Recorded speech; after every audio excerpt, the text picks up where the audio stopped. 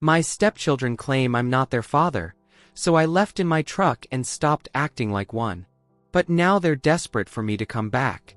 It was 2015, I was 41 years old, and up until then, my life was pretty predictable. I'd been a truck driver for nearly 2 decades, splitting my time between the road and the company of my loyal dog Max. I lived in a modest apartment, nothing fancy, but enough to keep me from worrying. No wife, no kids. But honestly, I had peace of mind. I knew exactly what to expect from each day. The clock set my pace. Wake up early, spend hours on the road, and when I'd get home, Max would be there, waiting for me like the world around us was just a big blur that disappeared the moment he jumped into my lap, tail wagging. I didn't have big expectations or ambitions for more. Everything was calm, comfortable, until the day I met Carolina. It happened in such a simple way, but looking back, it feels like one of those encounters that changes everything without you even realizing it. I was at the pet store, buying more food for Max. I've always been pretty reserved, so I'm not one to strike up conversations with strangers, but something made me notice her that day.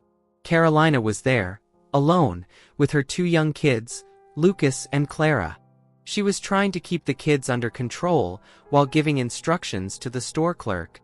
Lucas, at about 8 years old, was a bundle of energy, running around excitedly about everything he saw, while Clara, 4, had big, curious eyes with a shy but charming smile. Max, of course, was the one to break the ice for us. He, who normally didn't care much for other dogs, just stood there while Lucas ran straight toward him. I don't know if it was Lucas' spontaneous energy or the fact that he ignored Max completely, like he was just a piece of furniture, but something about it made me laugh. It was almost like he was saying, "What's up, dog? What are you gonna do now?" Max, on the other hand, found it hilarious and went up to Lucas, sniffing his hand like they were the best of friends. Carolina saw that and gave me a shy smile, almost apologizing for her son's wildness, but I just waved it off like, "No problem." You know that kind of smile you exchange with someone when you both know you're in the same boat? I remember for a moment, looking at her and noticing how overwhelmed she seemed, like she was carrying the weight of the world on her shoulders. She was trying to hide it, but the exhaustion was obvious. She'd lost her husband a while ago, Marcos. A guy she described as a war hero, someone who spent his whole life searching for a bigger purpose, but tragically lost his life in an accident. I knew the pain of losing someone like that must have been overwhelming, but at that moment, what really got to me was Carolina's look. The sadness she carried wasn't just in her eyes, but in the way she touched her kids, in how hard she was trying to give them the best of her, even though I could tell something was missing. At first, our conversations were short. But each time we met, each dog walk, I felt like something was building between us, something more than just friendship. I started to realize that Carolina wasn't just taking care of her kids, but she was also trying to hold a house together, to keep things balanced in a world that had crumbled around her. She never complained, but in the little things she said, in the pauses she'd take when trying to talk, I could tell she was on the edge. I didn't notice at first, but little by little, I was getting closer to her. It wasn't planned, just a natural result of our meetings. I'd help out with small things, like buying clothes for Lucas or bringing food over when I could tell things were tight. In my mind, it wasn't a big deal. I just wanted to make a difference in some way. But for Carolina, those little things seemed to mean the world. I remember when she told me Lucas loved beef, but she could barely make ends meet for groceries. That's when something in me shifted. How could anyone go through that? How did she keep herself together in the middle of that storm? I'm not the type to give advice or make promises. I'm no hero, but somehow I think all of this turned into something more, something beyond just pity. I saw in her a quiet strength, a courage that most of the time went unnoticed. I was used to being alone on the road with Max by my side, but what I didn't know was that I was starting to care about people who were far outside my comfort zone. And that pulled me into a reality I never imagined. The change was gradual, almost unnoticeable. We started meeting more often, and our talks got longer. I'd go there for a walk with the dogs, but we'd end up sitting down, talking about life, about how hard her routine was. I started to feel like part of something, you know? Something that maybe wasn't mine, but was happening anyway. Until one day, she looked at me and said, "Do you have any idea how much you help?" Me, who'd always kept my distance, didn't know what to say. But I felt somehow I was making a difference in her life, in the kids' lives. And without realizing it, my life was starting to change too. What had been just a random encounter in the pet store turned into a bond one couldn't quite describe.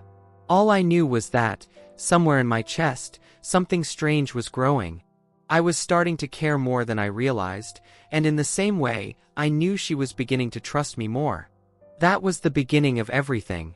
When I looked back, I thought, I'm just a truck driver, a simple guy. What can I offer a woman with 2 kids, a past full of pain, and so many struggles? But what I didn't know back then was that just being there made more of a difference than I could have imagined.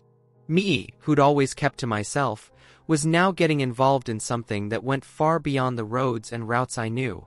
And in the end, I just wanted to know one thing: what would happen to me now that I wasn't alone anymore?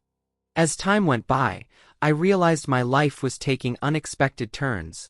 The truck, which had always been my priority, suddenly didn't seem as important. My routes, which used to focus on the most lucrative and distant trips, started to change. I wanted to be more present in Carolina's life and in the routines of Lucas and Clara.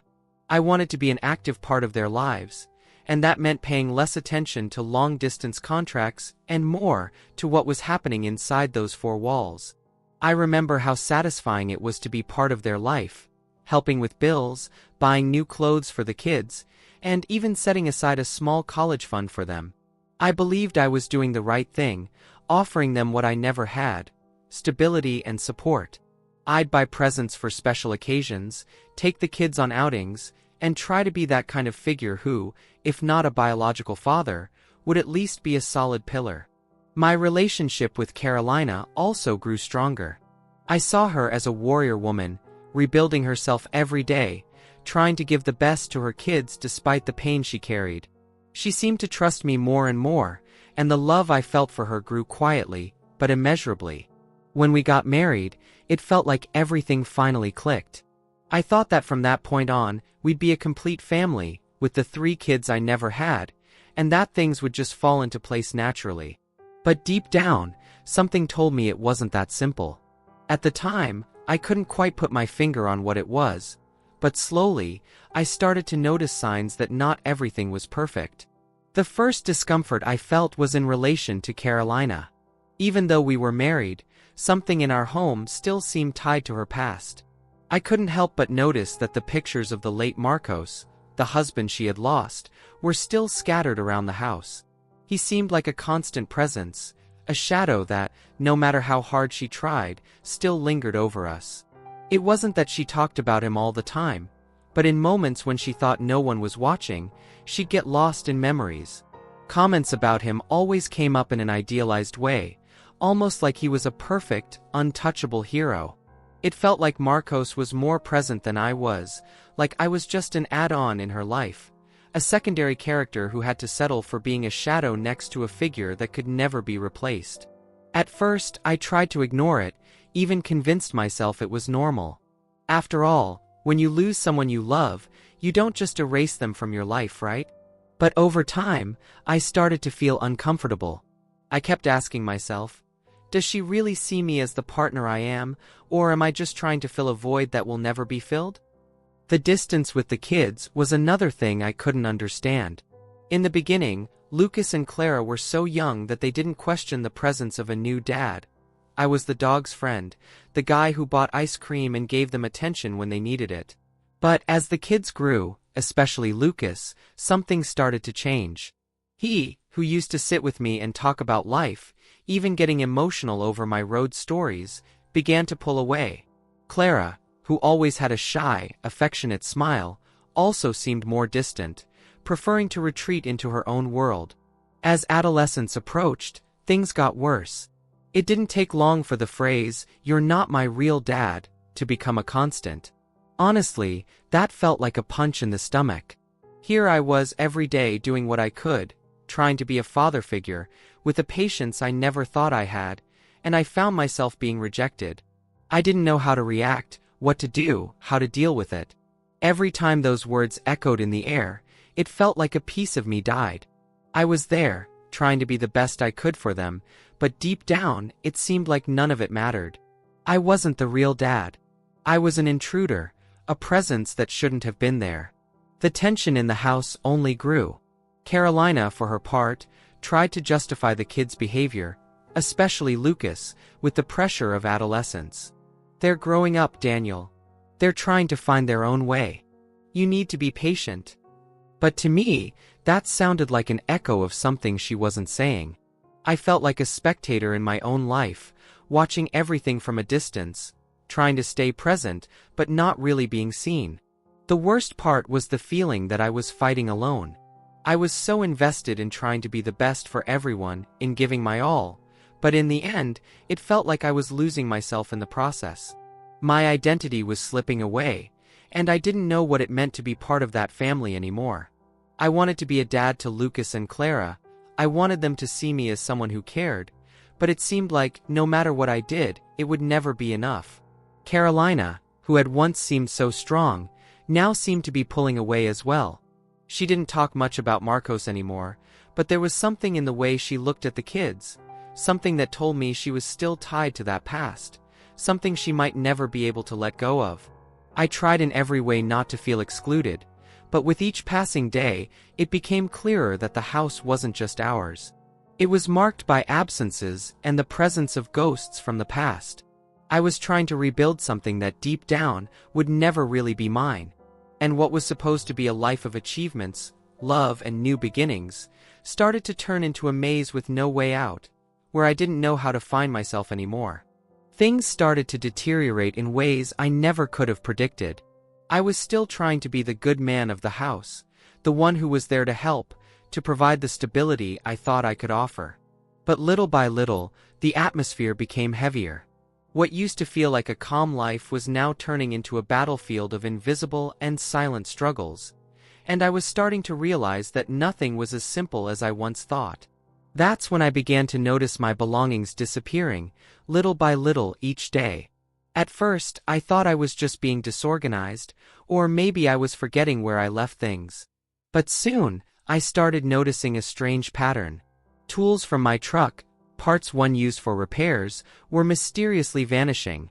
I'd searched the truck's cab, looking everywhere, until I realized these things were just disappearing with no explanation.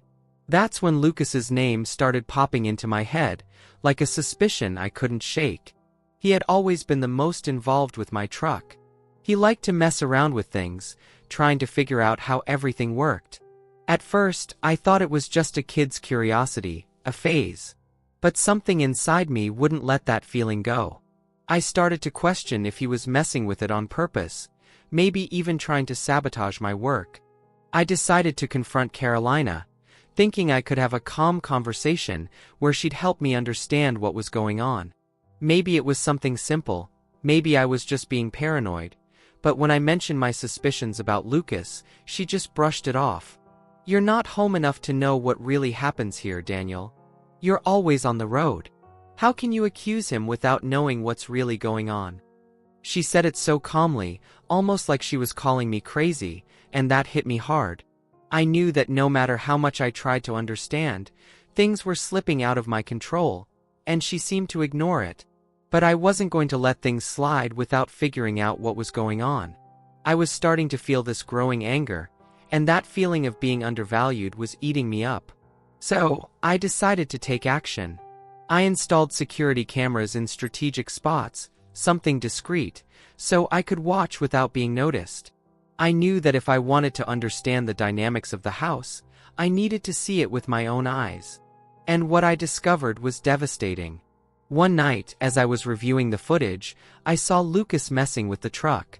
He was adjusting the engine, taking apart some parts, just going at it like he was trying to do some kind of experiment. I even saw him tossing tools and parts into the back seat, like he was purposely creating a mess. The anger I felt in that moment was indescribable. My instinct was to run home and confront him immediately, But something inside me told me I needed to be more careful. I needed to understand the full picture before I did anything rash. The next morning, I started documenting everything. I noted the times, the missing tools, the security footage. I started to see that the transgressions weren't just limited to that. Carolina and the kids were spending my money irresponsibly. I checked my credit card statement, and there they were, extravagant purchases, things I knew weren't mine, or even necessary. Little luxuries and expenses that made no sense at all, considering what our financial situation was like. I was being drained, used, and at the same time, ignored as if I were just some background figure. It didn't matter how hard I worked, how much I sacrificed, none of that seemed to be enough. But the worst was still to come. I was on the road, once again on a long trip, when I got a text from a friend. He had passed by my house and saw something that made my stomach drop. A party was being thrown there. They were using the house, my money, my space, like I wasn't even an important part of it. My stomach twisted. A party? Well, I'm not even here. And it wasn't just a small gathering, it was a big party, with people I'd never seen, consuming everything that was mine. The feeling of betrayal was devastating. It felt like I had given everything I had, and still wasn't deserving of respect. What hurt the most was realizing that not once was there any consideration for me. Nobody cared about what I was doing, or the efforts I was making to sustain this life that was falling apart. I was completely invisible, and that was the last straw. When I got home, there was no room for excuses or explanations anymore. The silence was thick, and I couldn't take that disrespectful atmosphere any longer. Carolina's words about being patient sounded like a distant echo. I wasn't willing to be patient anymore. I wasn't willing to pretend everything was fine. I was exhausted. That night, after a brief and emotionless conversation, I made the decision I should have made a long time ago. I wasn't going to tolerate this situation anymore. I needed to walk away. I had to leave that house and put an end to a life that, despite starting with so much love and hope, had turned into a minefield, where every step led to new pain. I didn't know where I was going, but I knew I couldn't stay. The idea of moving on, leaving it all behind, was terrifying, but at the same time it was freeing. With a heavy heart but a determined mind, I began packing my bags. It was time to move forward, alone, and find the peace I had lost. Clara's birthday party was the tipping point. I knew I was reaching my limit, but the irresponsibility I saw that night was the final push I needed to make a definitive decision. I was once again on the road, driving the highways and trying to keep up with my work while, back at home, everything was falling apart. They were there, celebrating as if nothing was wrong, as if I were just a shadow passing by, and not someone who was putting so much effort into maintaining that life. Their indifference, the way they took advantage of my absence, made me feel insignificant, like I was just a detail that could be discarded. I was tired of being invisible, tired of putting my effort into something that never appreciated it. That's when I decided it was time to leave for good. Right after the party, the next day was marked by a decision that seemed simple, but carried a whirlwind of emotions. I went to Rich's office, the lawyer I knew I could trust. He had always been a solid presence, someone who understood the nuances of my life and the complexity of the situation.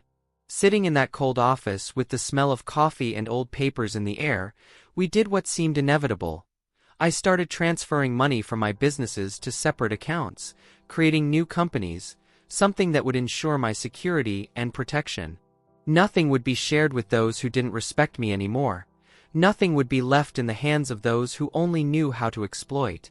Everything was done to the smallest detail, every move calculated. I was no longer willing to let my effort be destroyed or undervalued. After that, when the plan was ready, I made what would be the hardest decision of my life. I said goodbye. That last day at home was a mix of coldness and relief. Me, Max, and the truck, all leaving together, with silence as our only companion.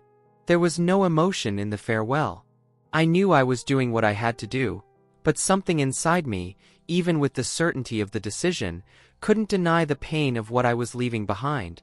The home I had tried to build, the promises I made, the dreams we shared, all of that now seemed like a distant memory, something that would no longer be a part of my future. That truck was my only company, and in a way, my only true friend. Max was there by my side, with his calm eyes that knew, no matter what happened, he'd always be with me. I no longer had a family, but I had my dog, and that gave me a peace I hadn't felt in years. With a shift in perspective, I started to observe everything from a distance. Like a piece on a board, I had finally withdrawn from the game, but the game was still going on. I kept control of the security cameras, and started watching their lives unravel in an almost surreal way. The house was empty without my presence, but something else was clear. Without me, what they had built couldn't stand. Carolina's empty conversations, her attempts to keep up appearances, the kids growing more distant and out of control. Everything was disintegrating. That's when, with the evidence in hand, I decided to deliver the final blow. One afternoon, I went back to the house, but this time, with no intention of returning. I handed Carolina the divorce papers, accompanied by everything I had recorded, proof of every wrongdoing, from the misuse of my money to the relationship problems. I knew this wasn't just a goodbye. It was the way to finally show her how much I had been undervalued, how much my work, my dedication, everything I had done for that family, had been ignored. She could no longer deny it, no longer pretend nothing had happened. The impact on Carolina's words was immediate. She was speechless, not knowing how to react. The woman I once loved, the one who made me believe we could build something together, was now face to face with the raw reality of her own choices. I knew she felt lost, but it was too late for regrets. The choice was made. The divorce was happening, and with it, the separation of assets, something that would ensure I would no longer be exploited. I didn't expect compassion or reconciliation. I just wanted it to be over, to be the closure of a painful cycle and at the same time, a liberating one. Carolina, at that moment, was a stranger. And I felt like a stranger to her too. After everything, with Rich's help, I began taking the steps toward a new life. The feeling of being back in control, of having protected what was mine, was the first real relief I had felt in a long time. I was no longer trapped in a past that only consumed me. Now there was the promise of a new journey, a journey where I wouldn't be molded by others' expectations. Max and I headed wherever the wind would take us, wherever the road would lead. What came next was uncertain, but I knew that at least now I had freedom. And that, no matter how simple it seemed, was the beginning of a new chapter. With a clear mind and a relieved heart, I was ready to face the future. Life at last started to make sense.